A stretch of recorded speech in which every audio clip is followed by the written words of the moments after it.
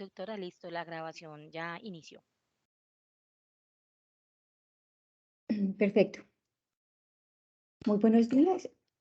Mi nombre es Natalia Posada, yo soy médica ginecóloga del Instituto Antioqueño de Reproducción INSER. Tengo la fortuna de haber sido socia fundadora de esta institución y para mí es un placer estar hoy con ustedes de nuevo este año, hablándoles sobre un tema que creo que puede ser de utilidad clínica no solamente para médicos ginecólogos, sino también para médicos en general. La inducción farmacológica de la ovulación en pacientes con síndrome de ovario poliquístico.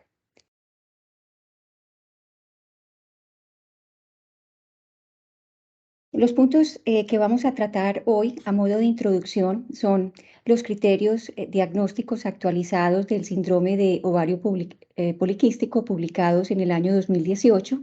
en la Guía Internacional de Síndrome de Ovario Poliquístico del Centro de Excelencia en Investigación en esta área y brevemente sobre la importancia de la modificación en el estilo de vida en pacientes que tienen síndrome de ovario poliquístico y sobrepeso. Y ya entrando en tema, vamos a hablar un poco acerca de los moduladores selectivos de los receptores de estrógeno, específicamente el citrato de clomifeno, los inhibidores de aromatasa, específicamente el letrozol, fármacos sensibilizantes a la insulina como inductores de la ovulación, metformina, y un poco sobre el inositol y finalmente gonadotropinas. La prevalencia del síndrome de ovario poliquístico en mujeres de edad reproductiva ha sido variable y esto no solamente se debe a que hay diferentes, digamos, fenotipos de acuerdo a la etnia, sino también a la variabilidad que ha habido en los criterios diagnósticos a lo largo de estos últimos casi que 30 años. Inicialmente tuvimos los criterios diagnósticos del Instituto Nacional de Salud de los Estados Unidos que se publicaron en el año 1990 y en los cuales el criterio para hacer el diagnóstico de síndrome de ovario poliquístico contemplaba que hubiera siempre hiperandrogenismo, ya fuera clínico o bioquímico, además de ciclos menstruales irregulares. Más o menos 14 años después se publican los criterios de Rotterdam, que fueron producto de un grupo de consenso auspiciado tanto por la Sociedad Americana de Reproducción como la Sociedad Europea, que le añade a estos criterios la apariencia del ovario como poliquístico y determina que dos de estos tres de estos tres criterios pueden hacer el diagnóstico. Muy rápidamente después, la Sociedad de Exceso de Andrógenos dice, perfecto, estos sí son los tres criterios que vamos a tener en cuenta, pero siempre una paciente debe tener hiperandrogenismo y puede o no tener una de las otras dos, es decir, apariencia de ovario poliquístico o ciclos irregulares o oligoanovulación. Y finalmente, se publican en el año 2018, es decir, pasan 12 años, y se publican los últimos criterios, digamos, diagnósticos de acuerdo a esta guía internacional basada en la evidencia, que es lo que yo quiero de alguna manera que al final de esta charla evaluemos acerca de su pertinencia. Esta guía tiene una serie de recomendaciones, la mayoría de ellas basadas en la evidencia, otras recomendaciones que son de consenso clínico y algunos puntos de práctica clínica. Ellos categorizan la calidad de la evidencia en 4 grupos, desde muy baja, baja, moderada y alta, y sus recomendaciones de consenso clínico las hacen como condicional en contra de esa opción, es decir, no es una buena opción, condicional para cualquiera de las dos opciones, condicional a favor de la opción y finalmente una recomendación fuerte a favor de la opción. Se acogen en esta última guía los criterios de Rotterdam, pero con una gran salvedad, y es que se actualizan, digamos, los puntos para uno poder determinar que es un ovario si tenga apariencia poliquística.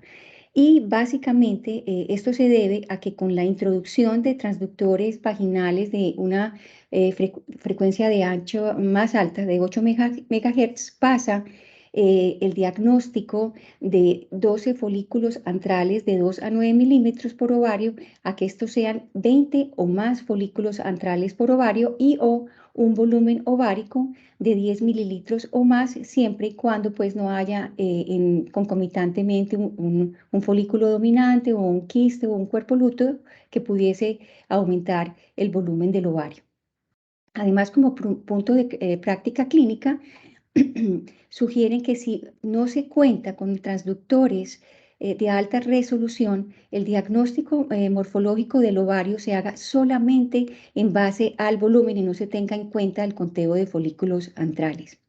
Y adicionalmente sugieren que el umbral para definir esta morfología se deba revisar regularmente en la medida que la tecnología pues vaya avanzando, porque como lo muestra esta gráfica en la que vemos cómo el número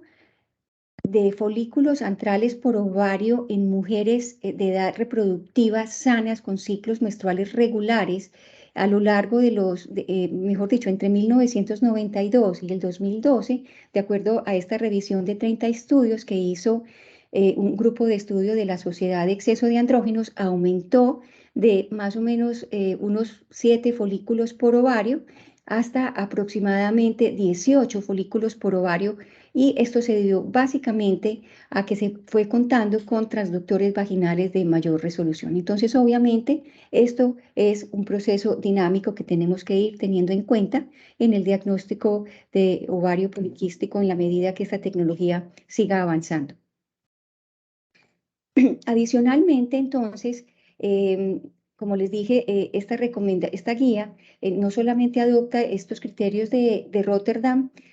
sino con algunas modificaciones básicamente en la morfología del ovario, sino que además sugiere como recomendación de consenso clínico que en adolescentes o en mujeres que hayan tenido su menarca en los 8 años anteriores, se requiere la presencia de oligoanovulación e hiperandrogenismo. Es decir, en este grupo vuelven a los criterios del Instituto Nacional de Salud y no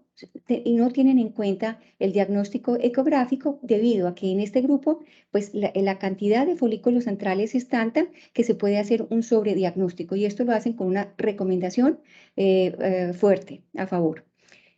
Finalmente, sugieren no incluir, y esto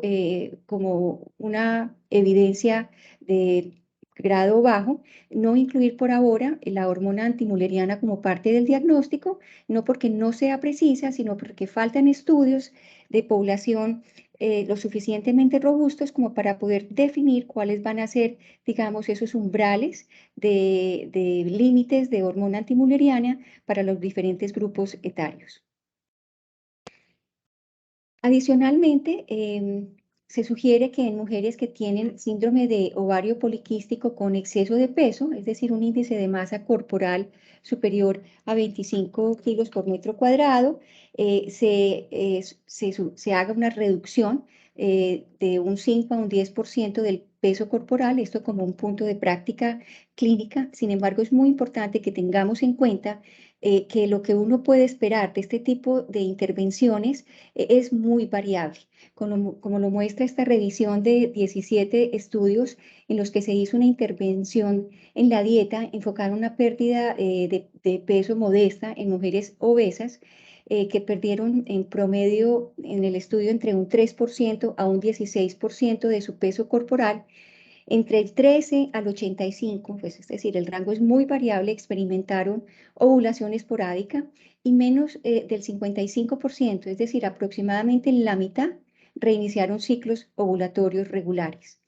En promedio, dicen ellos que en un lapso de 6 meses se observaron menos de 3 ovulaciones. Sin embargo, dicen que en algunas mujeres que hicieron durante este periodo de intervención ejercicio moderado de manera continua, también se observaron ovulaciones esporádicas, aún sin una pérdida concomitante de peso.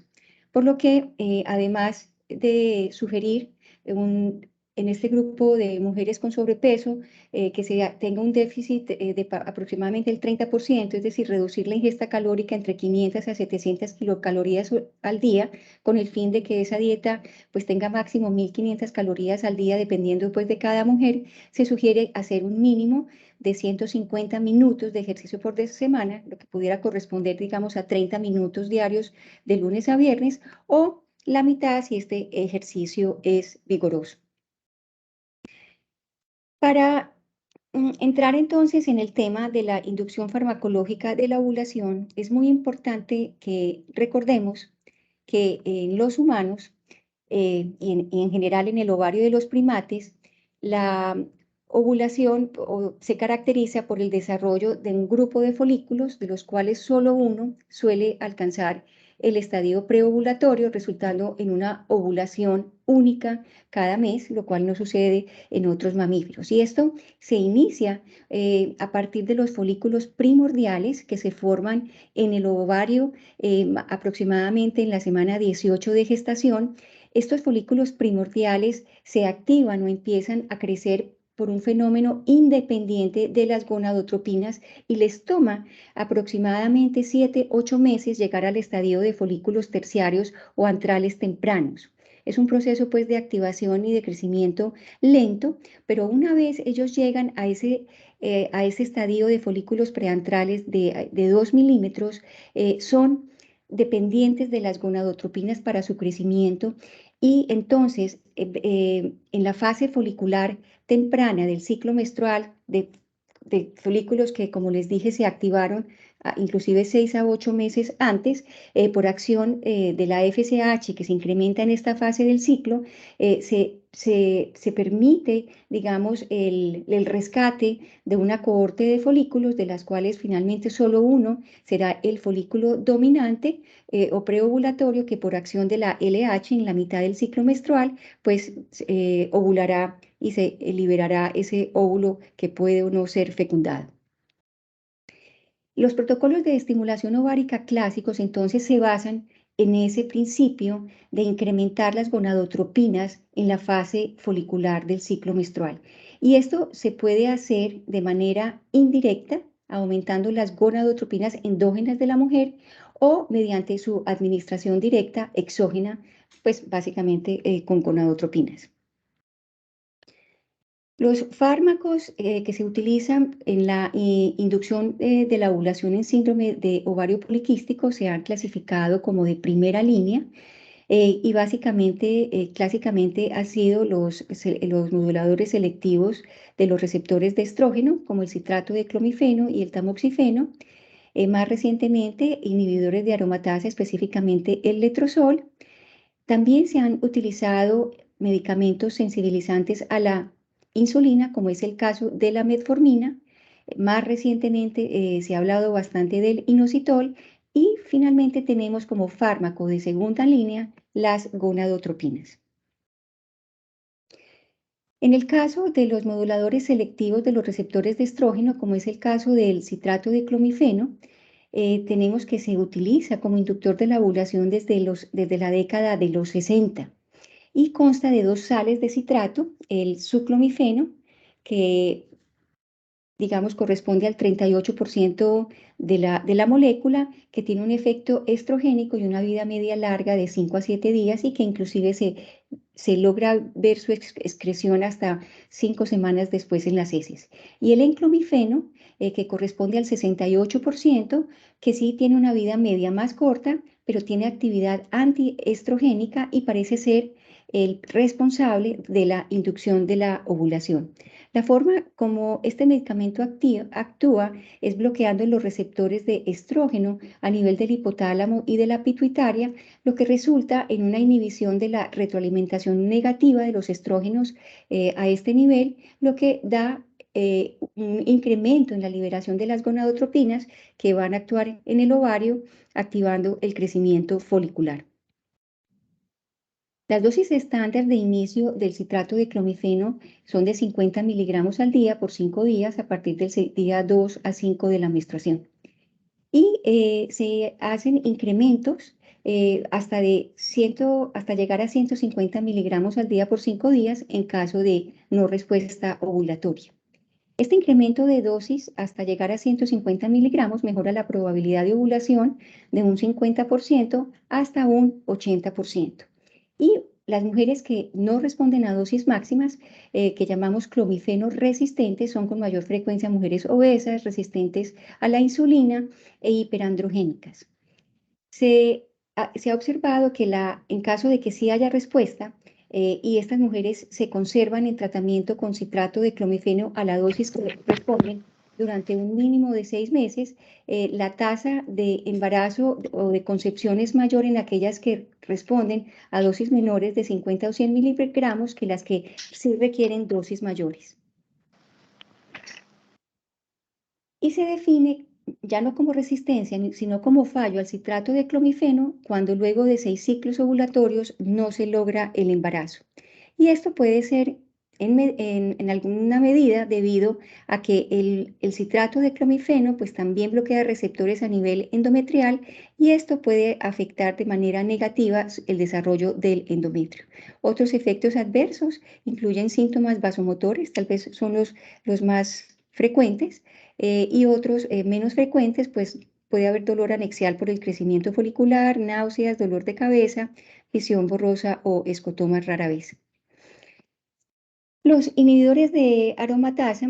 también actúan al igual que el citrato de clomifeno, aumentando de manera indirecta las gonadotropinas endógenas, pero en este caso no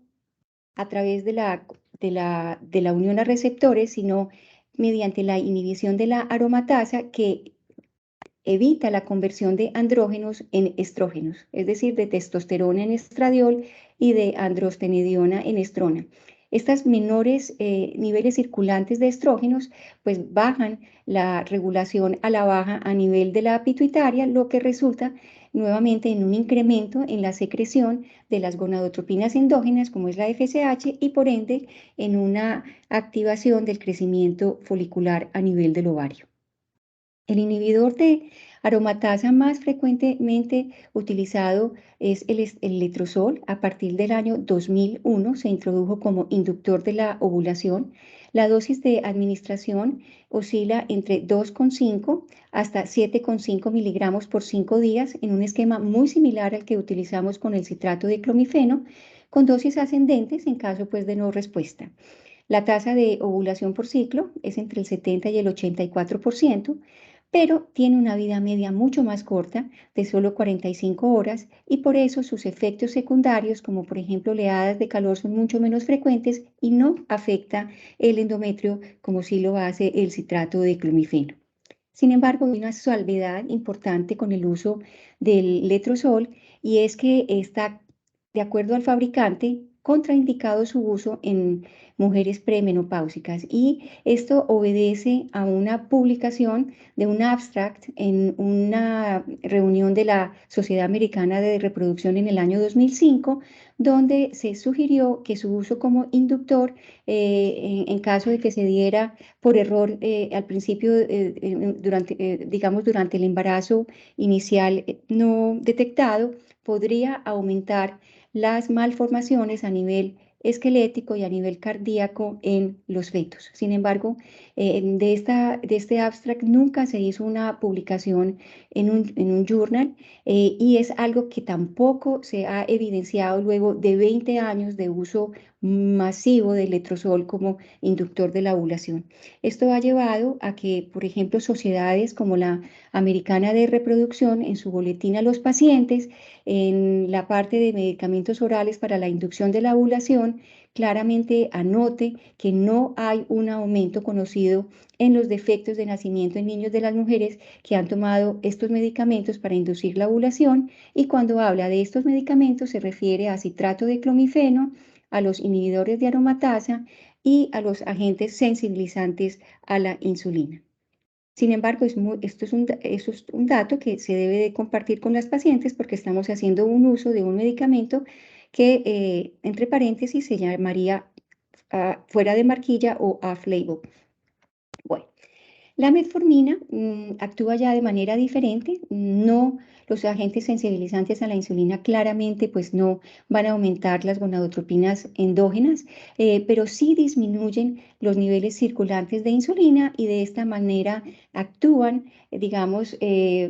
sobre la fisiopatología del síndrome de ovario poliquístico. La dosis de inicio recomendada es de 500 miligramos vía oral con la comida, con el fin de mejorar su tolerancia, incrementando la dosis lentamente hasta alcanzar 1000 miligramos 2 veces al día en un lapso de más o menos 4 a 5 semanas, aunque las dosis que se reportan utilizadas son entre 1500 a 2500 miligramos por día. Causa efectos adversos gastrointestinales significativos que pueden en algunos casos mejorar con el uso continuo del medicamento. El inositol es un azúcar de alcohol orgánica que se encuentra en algunas comidas, como por ejemplo frutas y nueces. También la sintetiza el organismo y también está disponible como un suplemento dietario que no requiere prescripción. Tiene funciones antioxidantes. Además, la duración sugerida de tratamiento con inositol cuando se utiliza como terapia adjunta en la inducción de la ovulación o para, digamos, como inductor de ovulaciones de al menos 2 meses hasta 6 meses, no tiene unos efectos adversos conocidos importantes. Existen diferentes esteroisómeros, pero en el área reproductiva básicamente se utiliza el mioinositol a una dosis de 2 gramos 2 veces al día. Nosotros en Colombia tenemos disponible una presentación en sobre de 3 gramos en combinación con ácido fólico. El dequiroinositol también se ha utilizado a dosis de 600 miligramos 2 veces al día, pero la tendencia es a no utilizarlo ahora más porque parece que en dosis altas puede hacer un efecto contraproducente afectando la maduración de los folículos y la calidad embrionaria. Finalmente, las gonadotropinas han evolucionado de extractos urinarios de mujeres posmenopáusicas que, como sabemos, pues,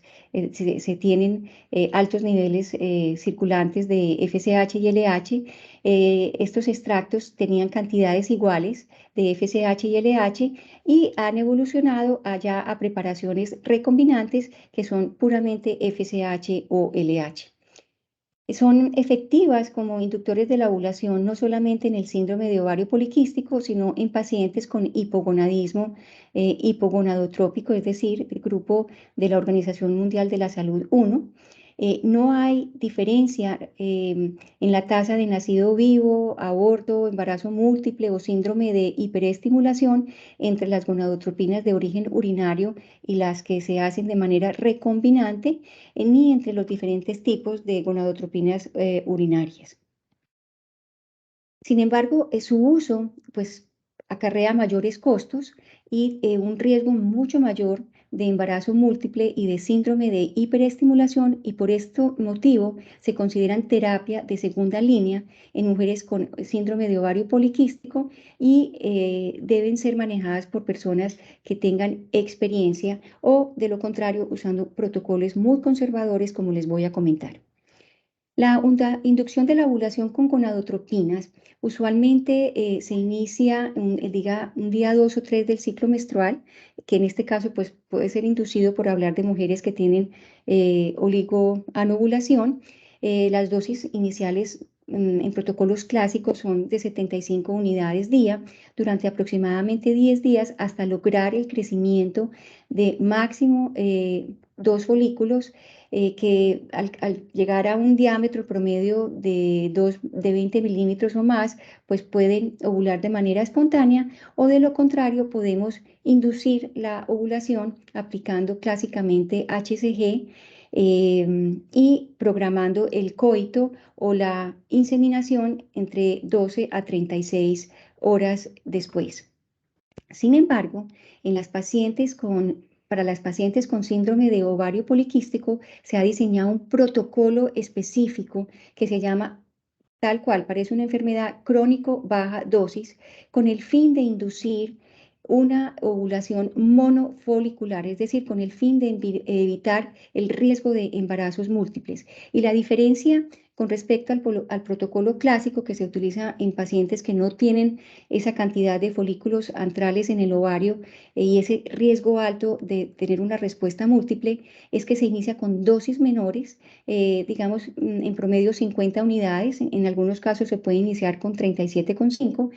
y cada semana se hace control ecográfico para evaluar si se ha reclutado un folículo. En ecografía hablamos de que un folículo se recluta cuando ya pase ese umbral de 9 milímetros y tiene 10 milímetros o más. Ese folículo que ya alcanza ese diámetro es un folículo que puede seguir creciendo y ser ovulado. Si a los 8 días no ha habido respuesta, se continúa la misma dosis con la que se inició por al menos 15 días, se hace nuevamente ecografía, si no ha habido respuesta, se aumenta la dosis en promedio en 25 unidades hasta 75 unidades, a los 8 días vuelve y se evalúa, si hay respuesta ya se conserva esa dosis de 75 unidades hasta que ese folículo alcanza 18 o 20 milímetros o para ser ovulado, o de lo contrario vuelve y se incrementa esa dosis otras 25 unidades y se va haciendo un protocolo progresivo, como dicen aquí, crónico, de baja dosis, que nos va a permitir que no se recluten toda esa cohorte de folículos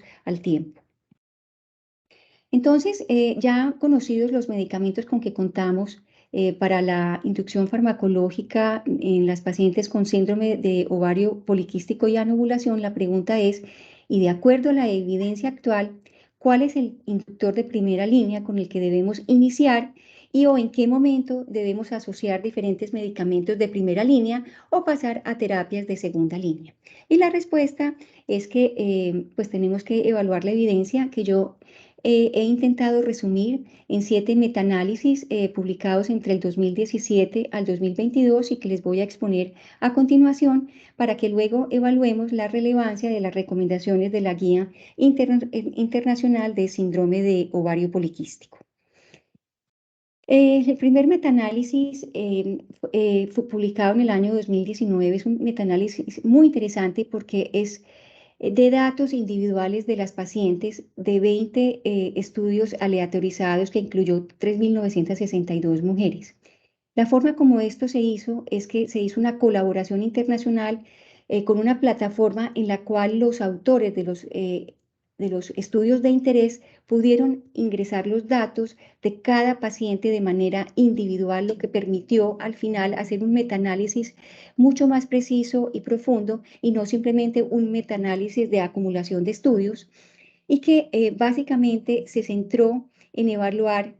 la primera alternativa de terapia dentro de la primera línea, es decir, se basó en mujeres que por primera vez iban a tener inducción de la ovulación con síndrome de ovario poliquístico y comparó el letrozol versus el citrato de clomifeno y comparó también el citrato de clomifeno más metformina versus citrato de clomifeno solo. Nuevamente, insisto, eran mujeres que ninguna tenía antecedente de resistencia al citrato de clomifeno o a ningún otro medicamento. En el caso de la comparación de letrozol versus citrato de clomifeno, se hizo una revisión de 6 estudios, 1.284 mujeres, y se evidencia que el letrozol mejora la tasa de nacido vivo con un riesgo relativo de 1,43 e intervalos de confianza del 95% de 1,17 a 1,75 en 1.043 mujeres de 3 estudios con una evidencia de moderada calidad. También se observó que aumenta el embarazo clínico con un riesgo relativo de 1,45, también con una evidencia de moderada calidad y disminuyó el tiempo para el embarazo con un coeficiente de riesgo de 1,72, también con una evidencia de moderada calidad.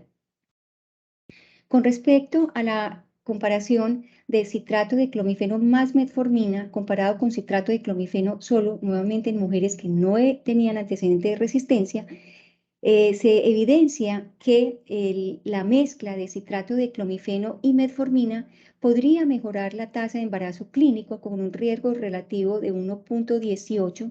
e intervalos de 1 a 1,39 en 1.039 mujeres de 8 estudios con una evidencia de baja calidad y reducir el tiempo para embarazo con un coeficiente de riesgo de 1.25, también con una evidencia de baja calidad. Sin embargo,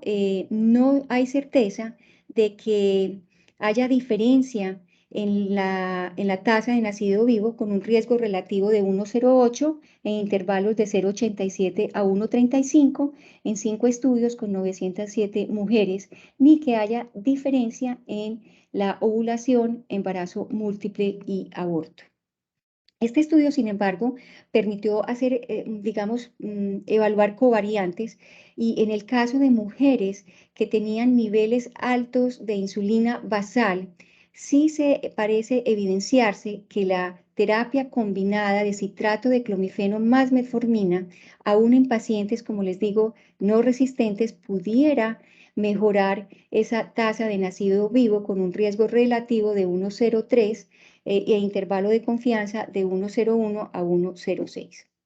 El segundo metaanálisis es una publicación muy reciente de septiembre de este año de la base de datos de Cochrane, que incluyó 6.522 mujeres, 41 estudios, para evaluar la efectividad y la seguridad del letrozol comparado con el citrato de clomifeno en mujeres con síndrome de ovario poliquístico anovulatorio que iban a ser tratadas con coito programado o con inseminación intrauterina. El objetivo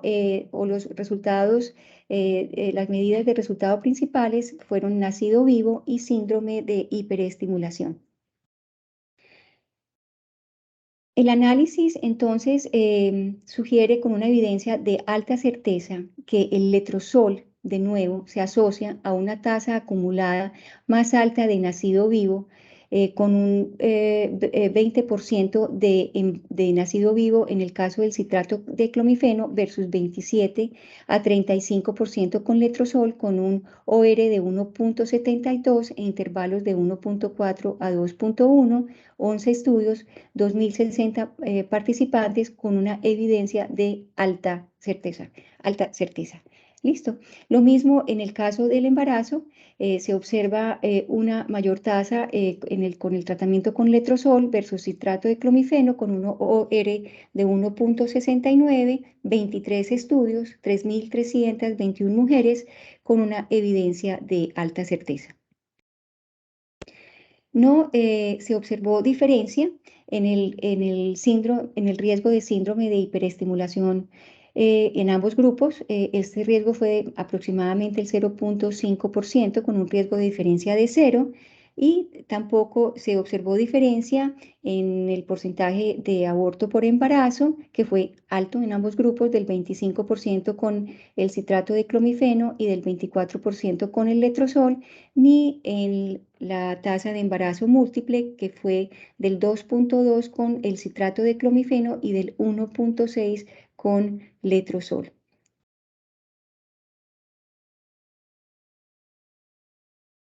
Todos los estudios anteriores fueron en mujeres que fueron sometidas a inducción de la ovulación. Muy pocos estudios evaluaron el letrozol versus el citrato de clomifeno en este metaanálisis en mujeres que fueron llevadas a inseminación intrauterina. Sin embargo, parece haber evidencia también a favor del letrozol en la tasa de embarazo con respecto al citrato de clomifeno, con un OR de 1.71, intervalos de 1.3 a 2.25, 3 estudios, 1.597 mujeres, sin que tampoco se observe diferencia en el riesgo de síndrome de hiperestimulación, aborto por embarazo o embarazo múltiple. El tercer metaanálisis que les traigo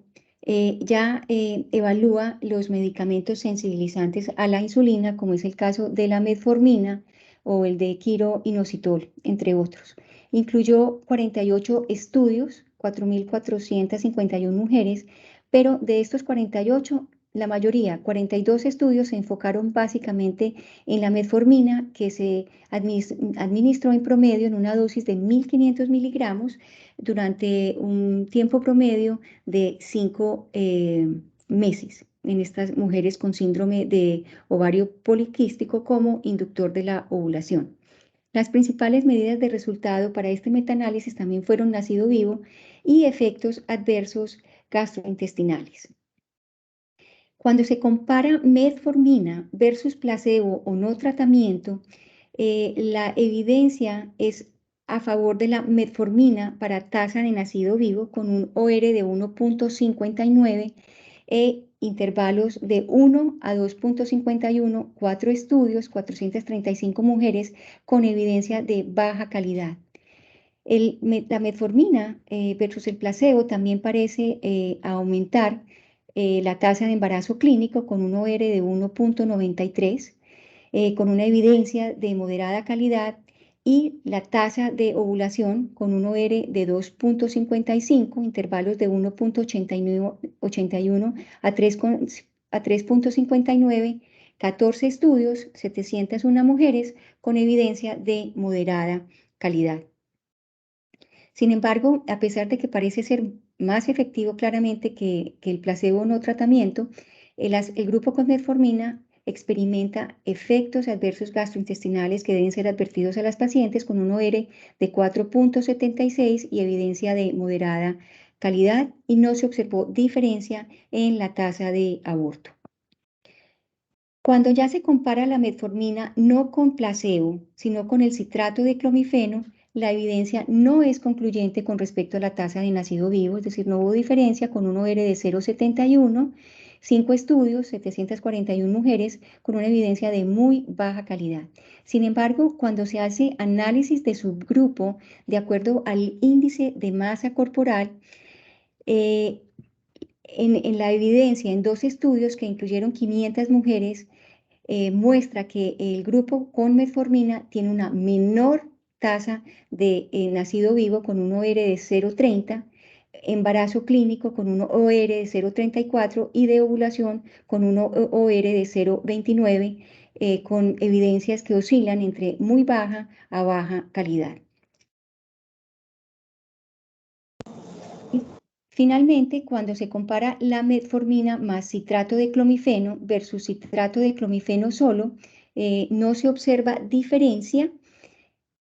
en la tasa de nacido vivo con un OR de 1.21 e intervalos de 0.92 a 1.59, 9 estudios, 1.079 mujeres con evidencia de baja calidad, ni tampoco en la tasa de aborto por embarazo, en 8 estudios, 400 embarazos con evidencia de baja calidad. Sin embargo, nuevamente, la administración de metformina, ya sea solo o en combinación,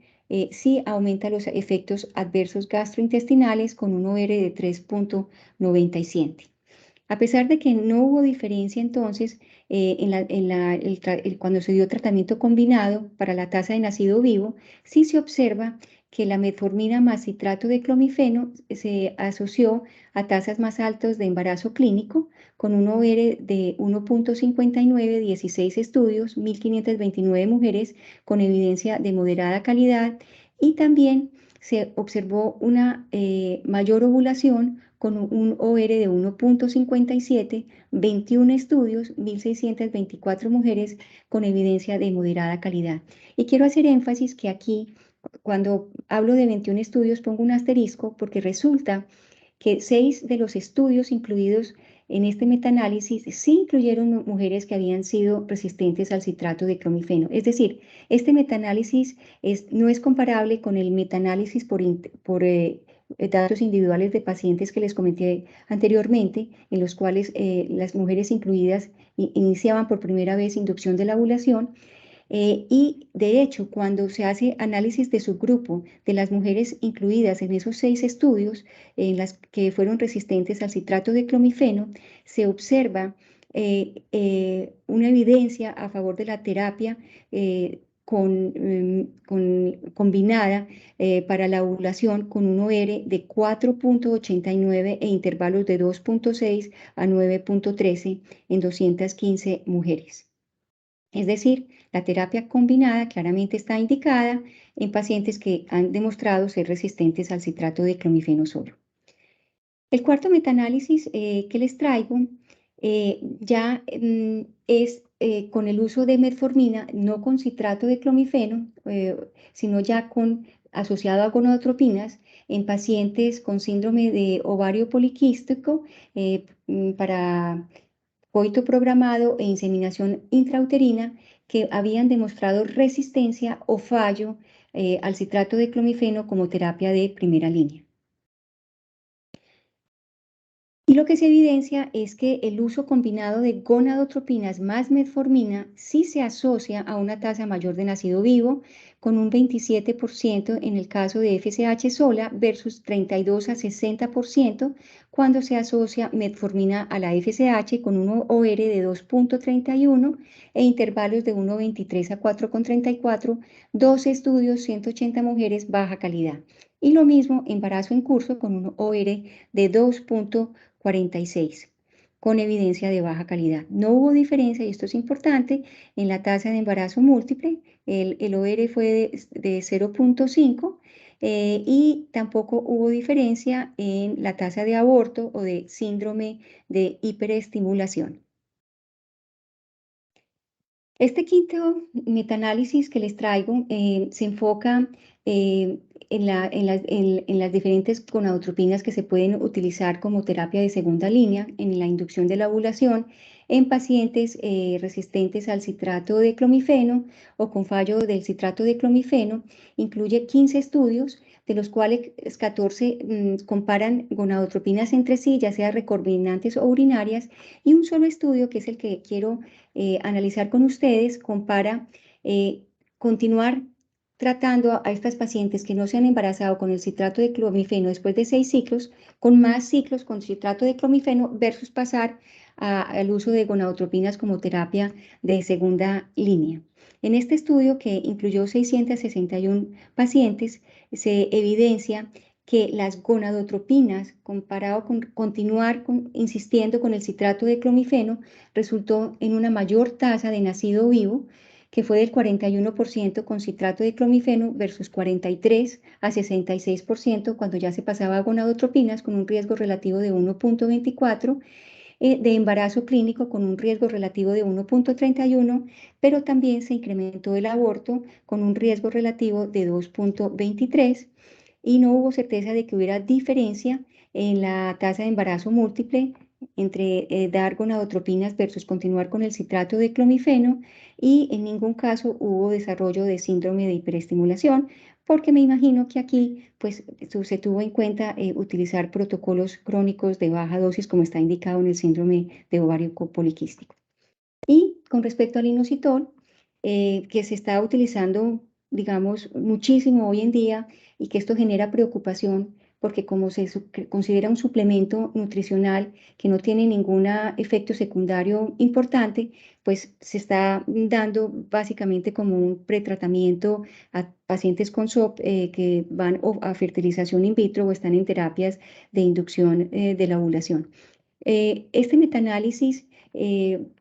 incluyó 10 estudios en 362 mujeres, que compara inositol como inductor de la ovulación versus no dar nada, es decir, se les dio inositol durante 2 a 6 meses a estas mujeres, evidenció que en el grupo de tratamiento con inositol hubo un aumento significativo en la tasa de ovulación con respecto al no tratamiento o el placebo, con un riesgo relativo de 2.3, con intervalos de confianza que oscilaron entre 1.1 a 4.7 con alta heterogeneidad, sin evidencia de una diferencia en la tasa de embarazo clínico en un solo estudio, con un riesgo relativo de 3,3 por intervalos que iban de 0,4 a 27.1, es decir, evidencia de muy, muy baja calidad, y en ningún estudio se evaluó el nacido vivo o la tasa de aborto.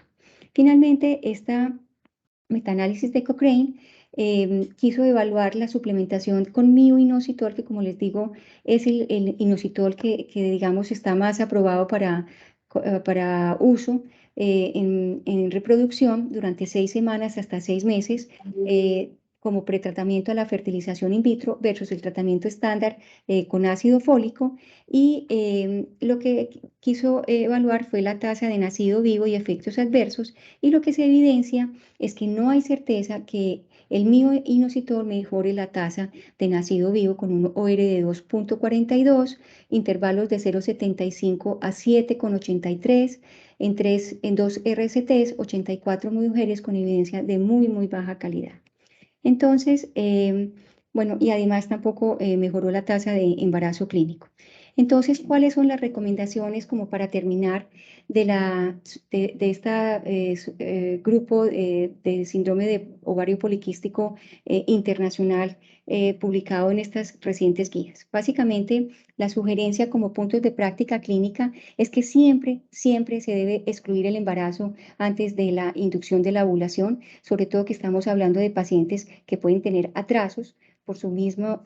condición de síndrome de ovario poliquístico. Segundo, en el caso de uso de agentes de inductores, como es el caso del letrozol, que no tienen una aprobación como tal, como inductores, es muy importante que se hable con la paciente y que se le explique que este se está utilizando, si lo es permitido en el país, como lo es en Colombia, basados en la evidencia de estudios publicados en los últimos 20 años como inductor de la ovulación. Tercero, se debe evitar el uso fallido prolongado con agentes inductores, es decir, pacientes que se han tratado con letrozol con dosis máximas de 7,5 miligramos o que ya han estado tratadas con citrato de clomifeno, aunque ovulen, pero no se logra el embarazo luego de 6 ciclos de tratamiento. No se debe continuar insistiendo en estos fármacos, sino ya pasar a terapias de segunda línea. De estar disponible, entonces el letrozol debe ser considerado como fármaco de primera línea, primera opción dentro de la primera línea para la inducción de la ovulación, para mejorar no solo la ovulación, el embarazo, sino también los nacidos vivos. Esta es una recomendación fuerte a favor, pero si ustedes miran, en este momento ellos tenían catalogada la evidencia como de baja calidad y creo yo que con los metaanálisis publicados posteriormente, esto fue publicado en el 18 y los metaanálisis del 2019 y del 2022 que les comenté, yo creo que esta evidencia es por lo menos moderada, sino alta. Como punto de práctica clínica, es muy importante que como médicos sepamos los riesgos de embarazo múltiple con estos medicamentos y que parece ser un poco menor con el letrozol que comparado con el citrato de clomifeno. El uso de medicamentos inductores de la ovulación en este grupo de pacientes, específicamente con el citrato de clomifeno y gonadotropinas, debe ser acompañado de monitoreo con ultrasonido para uno detectar los casos de riesgo y así tomar medidas. Se puede utilizar el citrato de clomifeno por sí solo para mejorar las tasas de ovulación y embarazo. Esta es una recomendación, digamos, condicional a favor, con una evidencia de muy baja calidad. La metformina se puede utilizar sola para mejorar las tasas de ovulación, embarazo y nacido vivo con respecto al placebo, pero es importante tener en cuenta que hay agentes inductores más efectivos, como ya vimos, como es el caso del citrato de clomifeno y mejor aún el letrozol. Esto es una evidencia moderada con una recomendación a favor. El citrato de clomifeno se puede utilizar con preferencia la metformina en mujeres que son obesas, se debe usar en preferencia en general, pero sobre todo en mujeres obesas, con una recomendación a favor y un nivel de evidencia bajo. El citrato de clomifeno puede ser combinado con metformina en vez de persistir con citrato de clomifeno solo en pacientes resistentes al citrato de clomifeno, como ya vimos. Esto es una recomendación que ellos hacen a favor con un nivel de evidencia bajo. Y las gonadotropinas, a su vez, deben ser usadas preferentemente al citrato de clomifeno combinado con metformina para la inducción de la ovulación en estas pacientes resistentes al citrato de clomifeno, con una recomendación fuertemente a favor, con un nivel de evidencia moderado, pero es importante tener en cuenta que para hacer esto, pues se debe tener o la experiencia y contar con adecuados sistemas de vigilancia por ultrasonido. Las gonadotropinas pues son terapia de segunda línea, como ya lo hemos visto, y las gonadotropinas pueden ser consideradas tratamiento de primera línea en presencia de monitoreo ultrasonográfico,